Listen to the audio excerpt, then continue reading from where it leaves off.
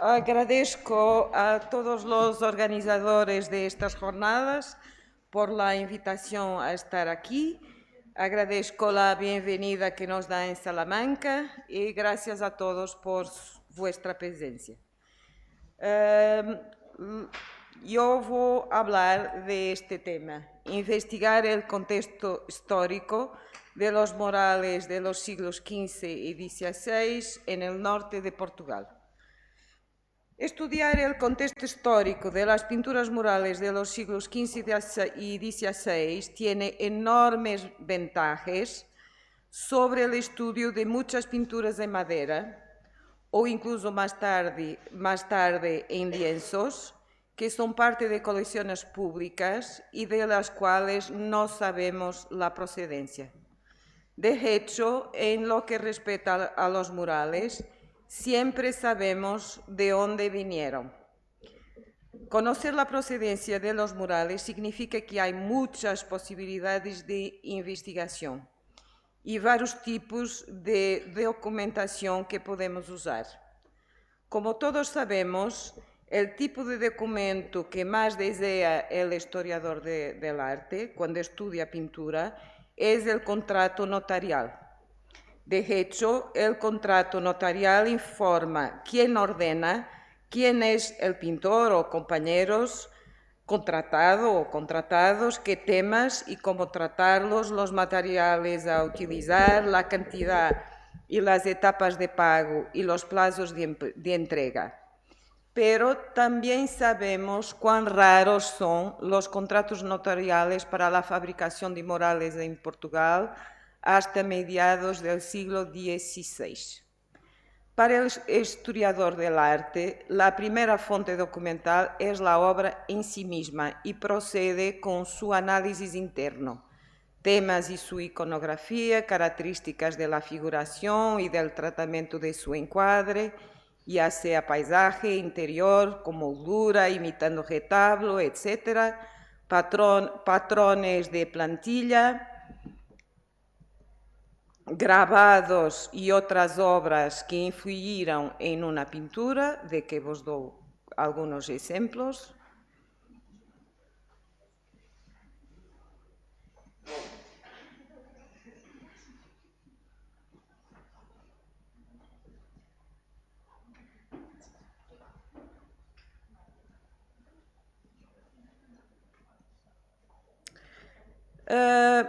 Que permiten al historiador insertar la pintura en su contexto estilístico y, por lo tanto, hacer suposiciones sobre su cronología. Y, por ejemplo, si la pintura es gótica o si es del gótico final, o como decimos en Portugal, manuelino, que corresponde al vuestro plateresco, renacimiento y manierismo, etc. El análisis interno de las obras también permite para algunos talleres comprender qué papel tenían el maestro, los colaboradores principales y los colaboradores secundarios y su disponibilidad para pintar áreas limitadas o para paredes enteras, lo que nos permite suponer que habría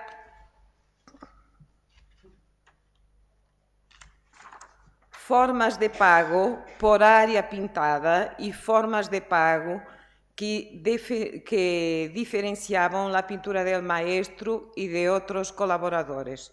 En Portugal estos problemas no han dado lugar a mucha reflexión, pero desde el trabajo de Michael Baxendale de 1972, Pintura y experiencia en la Italia del siglo XV, que nosotros estamos perfectamente informados sobre hechos como en una carta de 1457, una carta de Filippo Lippi a Giovanni di Cosimo di Medici. Me apliqué escrupulosamente a todo. La figura de San Miguel está casi terminada y como la armadura debe ser de plata y oro y sus otras prendas, fui a encontrarme para saber del oro y lo que quieres, una relación de obediencia del pintor para con su comisionario. En 58 1458, Ludovico Gonzaga, Marquês de Mantua, propõe pagar a Andrea Mantegna 15 ducados de ouro por mês como salário, é um pago de salário, e proporcionar-te casa, grano para as 6 bocas e a madeira de que necessitas. Borso deste pagó a Francesco del Cossa e Ercole de Roberti los frescos del Palazzo Schifano a razón de 10 pies, 10 liras boloñesas por pie cuadrado. Es pintura hecha por artistas tan importantes como Francesco del Cossa e Ercole de Roberti e que son pagas por área. Michael Baxendale también concluyó que si hasta mediados del siglo XV se le daba mucha importancia a la calidad de los materiales, a partir de ese momento la mano del maestro se volvería mucho más valorada. Del mismo modo, en Portugal encontramos talleres que hacen pequeños murales o pintan paredes enteras o un presbiterio entero, como una de las oficinas estudiadas por Joaquín, que trabajó en Marco de Canaveses en pequeñas áreas, por ejemplo, en Vilamarín, pintando toda una pared, o mismo toda la Capilla Mor, Capilla Mayor, no lo sabemos. En el caso del taller que realizó las pinturas en la iglesia de Santa Leocadia, se observa que sus miembros más capaces pintaron en el presbiterio. É um programa muito vasto e muito interessante. E uno muito menos competente, por comparação com isto, pintou uma Santa Marta para um devoto em uma parede lateral do corpo da igreja. Mestre Arnaus pintou grandes programas, pero como en Midões, Fontarcada, pero en la iglesia de Santiago de Folladela pintó solo pequeñas porciones para actualizar el programa anterior. Creo que esto significa que se está valorizando aquí la mano de un artista en particular, un gran artista que es Mestre Arnaus. Es pertinente recordar que a fines del siglo XX y principios del XXI, varios historiadores de arte que se dedicaron al estudio de las pinturas murales, a excepción del profesor Vítor Serrán, que está aquí conosco, estaban convencidos que la pintura mural parece, en primera lectura, preferible a las poblaciones rurales pobres. La escenografía fácil e ilusionista del espacio que esos bajos costos de producción hicieron posible fue sin duda una razón para atraer clientes económicamente desfavorecidos. O un otro autor, este tipo de solución resulta de una combinación de varios factores, entre los cuales destacamos la situación periférica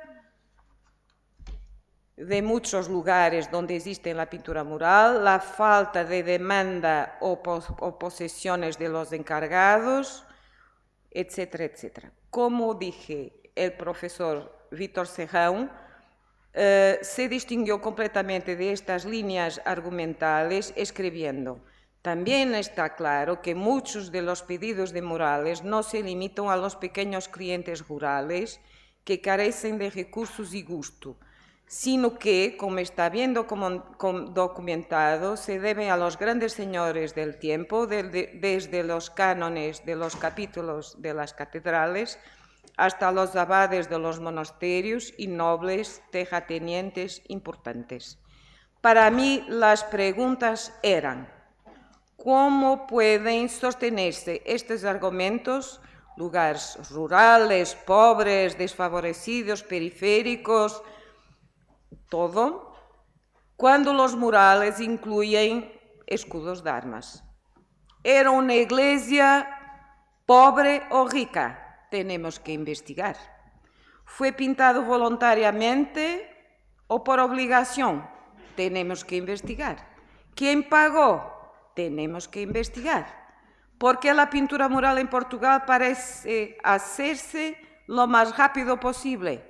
Tenemos que investigar. En cuanto a la clientela, una cosa es segura. Si hay escudos de armas, es porque se refieren a nobles, como aquí, los melos, abades de Pombero, o aquí, esta leyenda que lo comprueba. E aquí,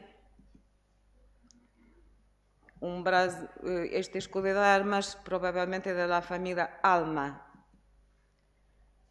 Los Macedo, Don Diogo de Sousa, arzobispo de Braga.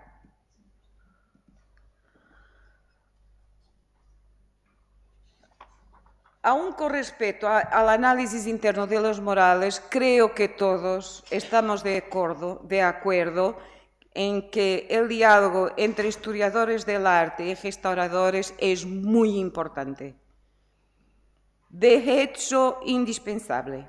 El restaurador tiene un contacto íntimo con la obra y un conocimiento de la pintura mural de centímetro cuadrado a centímetro cuadrado, una experiencia a la que el historiador del arte no tiene acceso. Para mí, el diálogo con los restauradores siempre ha sido muy clarificador, particularmente el diálogo con Joaquín Ignacio Caetano. Todos conocemos también el papel desempeñado por Joaquín Ignacio Caetano a partir de su libro O Marão e as Oficinas de Pintura Mural nos séculos XV y XVI y desarrollado en trabajos posteriores que abrió nuevas vías de investigación y comprensión de la producción de pintura mural en Portugal a partir del análisis interno de las obras.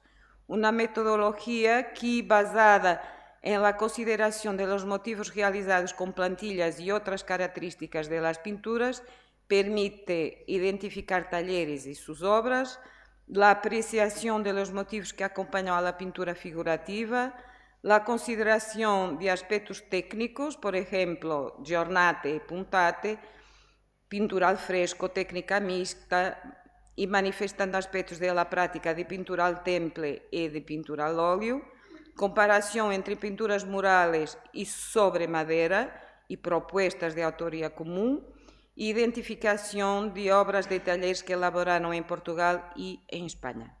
Todo esto se debe a Joaquín. Y sin embargo, a pesar de todo el potencial del análisis interno de las obras, todavía hay preguntas que no se pueden responder de esta manera. El tipo de preguntas a las que los contratos notariales darían respuestas. Pero recuerdo, ya que sabemos cuán raros son los contratos notariales en Portugal, ¿qué hacer entonces? ¿Cómo tratar de aclarar quién hizo el pedido, cuál era su perfil, qué ingresos tenía, su estado y entorno social, si los temas pintados fueron impuestos o fueron elegidos libremente? ¿Cómo responder a estas preguntas? ¿Hay fuentes documentales disponibles para encontrar respuestas a estos problemas? Sí, las tipologías documentales a las que me referiré existen en Portugal, habiendo sobrevivido más o menos abundantemente en cada diócesis, pero estoy convencida de que eran necesarias y existieron en toda la cristiandad occidental, aunque con diferentes designaciones. Prestaré especial atención a las iglesias parroquiales porque hay muchos murales en este tipo de contexto. Comencemos con una tipología documental, las visitas, conocidas y utilizadas por los historiadores del arte en Portugal desde principios del siglo XX, por ejemplo, por Virgílio Correia, profesor de Historia del Arte en la Universidad de Coimbra. Las visitas nos dicen que las capillas eran responsabilidad de sus fundadores y sus descendientes, y que la responsabilidad de las obras, el mantenimiento y el equipo con todo lo que se necesitaba para las iglesias parroquiales se dividía entre los feligreses, cuerpo de la iglesia, y la mitad del arco triunfal, y quien tenía el derecho de patronazgo o el abad, presbiterio o capillamor. Las visitas también nos dicen que lo que se requería para pintar en el cuerpo de las iglesias parroquiales, sobre los altares laterales, los feligreses deberían tener santos pintados de su devoción y sobre el arco triunfal un crucifijo acompañado por Santa María y San Juan Evangelista, lo que significa que todo lo demás que se hizo en el cuerpo de una iglesia no se hizo por obligación, sino por voluntad de los feligreses, individual o colectivamente. Muchos, voy a pasar a mostrar algunos, cenas narrativas a propósito, en el caso anterior, de la pasión, da infancia de Jesús, santos de devoción, pasión, enterramento, varias Pentecostes.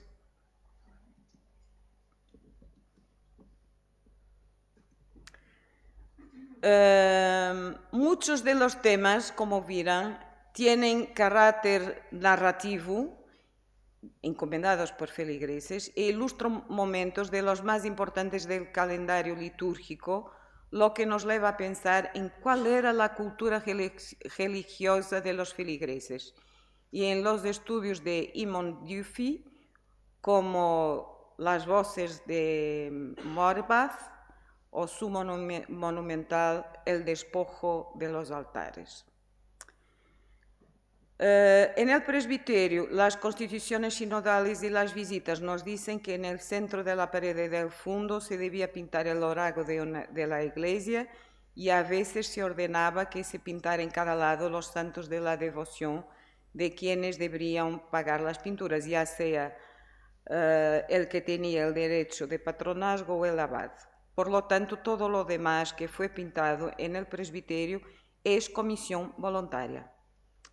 ¿Cómo saber quiénes podrían haber sido los comisarios de los murales para el presbiterio de las iglesias parroquiales?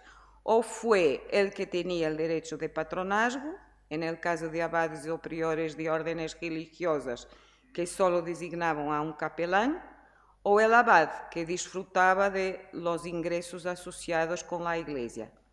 ¿Quién era el patrón y quién era el abad de una iglesia parroquial en un momento determinado? Necesitamos usar varios tipos de documentación. Los censuais, como se dice en portugués, en el momento en que se compilaron, informan quién ejerció el derecho de patronazgo y a veces quiénes eran los abades de las iglesias. Los libros de confirmación organizados por los prelados que residieron en su diócesis o arquidiócesis registraban a lo largo del tiempo que abad o capelán dejó una iglesia vacante por muerte o intercambio o por otra razón y quien fue confirmado como un nuevo clérigo en cada iglesia. La información que proporcionan los libros de confirmación debe complementarse cuando sea posible con los libros de registro de títulos, que se prepararon cuando los prelados no tenían la intención de residir en su diócesis o arquidiócesis, pero requerían que los abades presentaran todos los documentos, títulos, que sirvieron como apoyo para su ejercicio, cuando recibieron donde las 4 órdenes sagradas menores de epístola, de evangelio y de misa, bulas papales, eximiendo defectos de nacimiento, es decir, ilegitimidad o bastardía, otorgando la posibilidad de acceso a iglesia colegiada o incluso catedral, que permiten la acumulación de varias iglesias cercanas o lejanas, etc., confirmaciones, lo que proporciona una gran riqueza de información biográfica. Los libros de confirmación dejan claro que los abades de las iglesias parroquiales, que hoy nos parecen periféricas, aisladas y pobres, a menudo eran miembros de las élites eclesiásticas o de la nobleza, incluida la nobleza titular, como hijos del conde de Cantañede, el hijo del conde de Penela, don Fernando de Meneses Coutinho, también decano de la diócesis de Coimbra, alias sobrino del obispo, don Jorge de Almeida, después obispo de Lamego y arzobispo de Lisboa, o como sucedió con el hijo del conde de Portalegre, don Miguel da Silva, más tarde obispo de Viseu, a quien Baldassare Castiglione dedicó Il Cortegiano, y más tarde cardenal. Los libros de registro de títulos nos muestran que muchos abades de iglesias parroquiales viajaron en Portugal y más allá. ¿Qué ingresos podrían tener los abades para ordenar murales? ¿Qué ingresos tenían los abades parroquiales? Para aclarar este problema, podemos usar los registros de propiedad de cada iglesia, en Portugal designados como tombos. Los ingresos asociados con cada iglesia parroquial variaban y dependían de los tipos y la cantidad de activos con los que cada iglesia había sido dotada. Existe otro tipo de documentación que arroja luz sobre la forma como vivieron algunos abades, sus testamentos. No podemos caer de ninguna manera en lo pecado capital del historiador, que es el anacronismo. Es decir, no podemos presumir de ninguna manera que el aspecto pobre periférico en relación con los centros principales de circulación de las novedades artísticas presentado hoy por una iglesia parroquial corresponda a su realidad en el siglo XV o XVI. En Portugal, hablo de Portugal, claro, no hablo de Castilla ni de León, de eso saberán ustedes.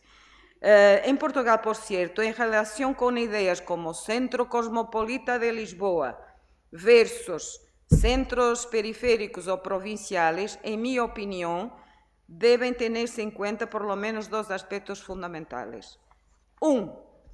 Durante el período medieval y durante todo el siglo XVI, los reyes y sus cortes viajaron y podrían residir fuera de Lisboa durante años. Y así se fue hasta que Portugal perdió la independencia y Felipe II de España volvió rey de Portugal y nunca visitó Portugal. Visitó Portugal, mas no estadió longamente en Lisboa.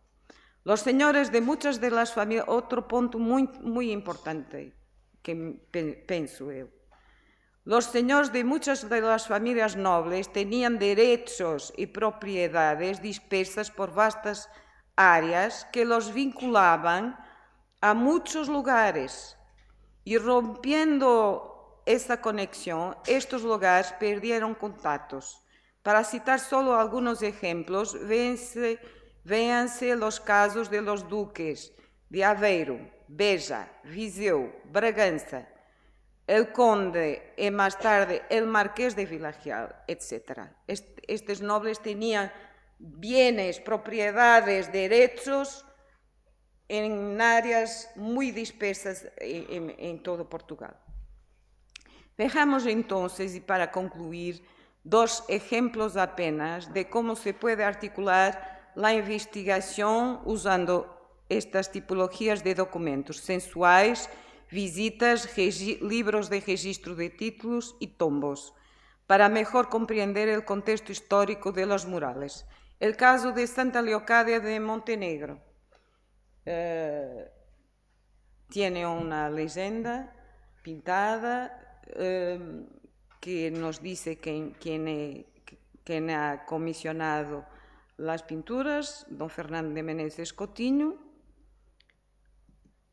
No sensual del arcebispo don Diogo de Sousa, ficamos a saber que este don Fernando de Meneses Coutinho hijo del primer conde de Penella, fue nombrado abad de una multiplicidad de iglesias, al menos 9 en la arquidiócesis de Braga, pero era también decano de la Catedral de Coimbra. ¿Y qué más tenía él en otras diócesis de Portugal?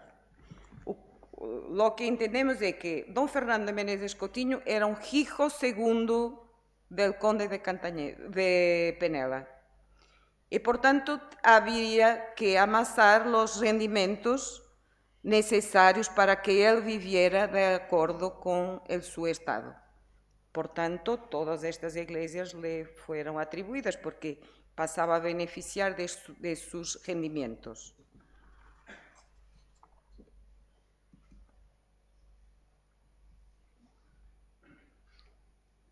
Y aquí tenemos, no se va a leer. El tombo es muy claro. El tombo de las propiedades de esta iglesia en particular, Santa Leocádia de Montenegro, comienza así, tiene una casa-torre, más 2 casas colmadas y se va extendiendo por 35 folios. Por tanto, es una masa de propiedades importantísima. Y este abade era abade de 9 iglesias parroquiales en la diócesis de Braga y todo más. Cuando hay gente de la nobleza hay que proceder a estudios genealógicos. Yo no sé meter aquí en un PowerPoint árboles de costados, por tanto son esquemas genealógicos mucho sencillos, mas como ven, don Fernando Menezes Coutinho era nieto del primero conde de Abrantes, era sobrino del obispo de Coimbra, don Jorge de Almeida, y hijo del primer conde de Penella. Hay una relación por vía masculina entre don Fernando de Vasconcelos Coutinho y don Diogo de Sousa, arzobispo de Braga. Y por vía femenina también. Están ligados a la casa de Vila-Real, de los condes y marqueses de Vila-Real. Y aquí tienes un esquema genealógico que muestra que don Diogo de Sousa era primo derecho de don Miguel da Silva. Su madre era hermana del primer conde de Portalegre. Otro caso, tenemos algunos aspectos de las pinturas encomendadas por este hombre en la capilla mayor de Santa Leocádia de Montenegro, una otra vez. E vamos a um outro caso. Moçós, a igreja de Nossa Senhora de Guadalupe de Moçós, Vila Real, um lugar completamente periférico hoy. Aquí tenemos la confirmación de Pedro de Castro. Por los libros de registro de títulos sabemos que era licenciado en teología, era capelán y pregador del Marqués de Vila-Real. Su formación religiosa se fez en Lisboa e en Tui. Y aquí vemos su programa con un árbol de GC que fue restaurada. Este programa fue restaurado por Joaquim Inácio Caetano. Su escudo de armas es un escudo de armas de una familia española, los Coronel, y por tanto no podemos ignorar que lo que hoy son sitios periféricos y aislados de los centros, ni siempre así fue. Por tanto, hay que investigar y no presumir sem uma investigação profunda. E é tudo. Gracias.